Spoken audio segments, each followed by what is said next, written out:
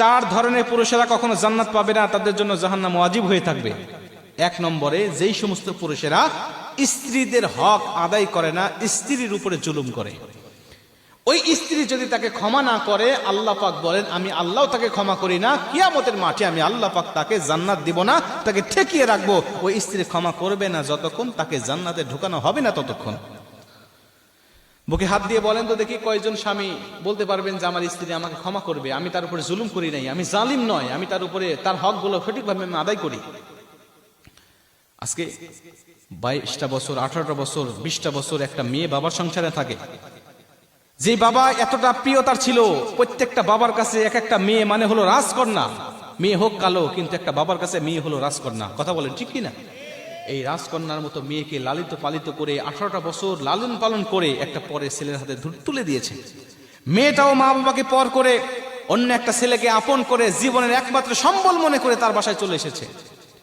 এমনও মেয়ে আছে বাবার সংসারে থাকতে ভালো করে রান্না করতে জানতো না, নিজের হাতে খাইতো না, মা খাওয়াই দিত। এমনও মেয়ে হাজার হাজার আমাদের সমাজে আছে, নিজে খাইতো না, মা খাওয়ায় দেয়।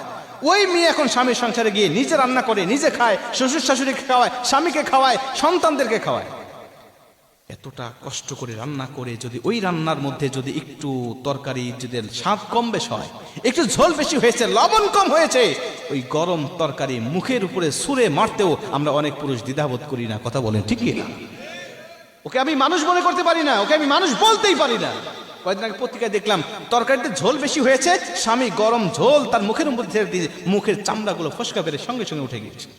একটা মেয়ের শ্বশুর খারাপ হলে, শাশুড়ি খারাপ হলে কোনো আপত্তি নাই, অন্তত রাত্রিবেলায় স্বামীর বুকের উপরে মাথা দিয়ে একটু আরামের ঘুম, প্রশান্তির ঘুম দিতে পারে। কিন্তু স্বামী যদি খারাপ হয়, ওই মেয়ের মতো দুঃখী মহিলা আসমানের নিচে জমিনের উপরে আর কেউ হতে পারে না। কথা বলে ঠিক কিনা? মুসলমান ভাইরা আমার, এর জন্য এই মহিলা, এই স্ত্রী যদি আপনাকে ক্ষমা না করে, কিয়ামতের মাঠেও আল্লাহ আপনাকে ক্ষমা করবে না, আল্লাহ আপনাকে জাহান্নামে দিয়ে দিবে। মুসলমান 2 নম্বরে, ওই পুরুষদেরকে আল্লাহ পাক কখনোই ক্ষমা করবে না যেই পুরুষ মা বাবাকে ভাত দেয় না, মা বাবার হকগুলো আদায় করে না। 3 নম্বরে, ওই পুরুষকে আল্লাহ পাক কখনোই ক্ষমা করবেন না যেই পুরুষ হওয়ার পরেও নারীর বেশ ধরে, নারীর পোশাক পরিধান করে, নারীদের সাজে সজ্জিত হয়।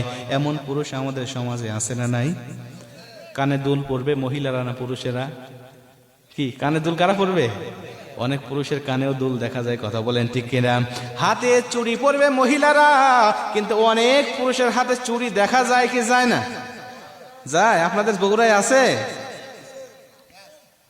ব্যাস পরে, মানে চুড়ি পরে না, ব্যাস পরে। মুসলমান ভাইরা আমার শুনে নেন, আবার যদি কোনো মহিলা পুরুষের সাথে সজ্জিত হয়, আল্লাহ পাক তাদেরকেও জাহান্নামে দিবেন। শুধু জাহান্নামে নয়, আল্লাহ পাক নিজে লানত করেন তাদের উপরে, ফেরেশতারা লানত করেন তাদের উপরে। যারা পুরুষ হয়ে মেয়ের পোশাক পরিধান করে মেয়ের সাথে সজ্জিত হয়, অথবা যারা মেয়ে হয়ে পুরুষের সাথে সজ্জিত হয়, আমার আল্লাহ তাদেরকে কিয়ামতের মাঠে জাহান্নামে নিক্ষেপ করবে। জোরে কর নাউজুবিল্লাহ। মুসলমান ভাইরা আমার, খুব মনোযোগ দিয়ে শুনে নেন। 4 নম্বরে, ওই সমস্ত পুরুষদেরকে আল্লাহ পাক কিয়ামতের মাঠে জাহান্নামের মধ্যে ঢুকাবেন, তাদের জন্য কোনো ক্ষমা হবে না। যারা পুরুষ হওয়ার পরেও যারা নিজের আন্ডারে মেয়ে আছে কিন্তু মেয়েকে পর্দায় রাখে না, যাদের আন্ডারে স্ত্রী আছে কিন্তু স্ত্রীকে পর্দায় রাখে না, যাদের আন্ডারে মা আছে কিন্তু মাকে পর্দায় রাখে না, যাদের আন্ডারে ছোট বোন আছে কিন্তু বোনকে পর্দায় রাখে না, এই 4 জন মহিলাকে সে দ্বীনের পথে পরিচালিত করতে পারে নাই, আল্লাহ পাক ওই সমস্ত পুরুষকে জাহান্নামের মধ্যে ঢুকায় দিবে। জোরে কর নাউজুবিল্লাহ। এই জন্য দায়ী হওয়া যাবে না। আপনার আন্ডারে যেই থাকুক না কেন, আপনি তাকে পর্দার সাথে পরিচালিত করবেন, আল্লাহ পাক অবশ্যই আপনাকে উত্তম প্রতিদান দান করবেন। জোরে কর সুবহানাল্লাহ।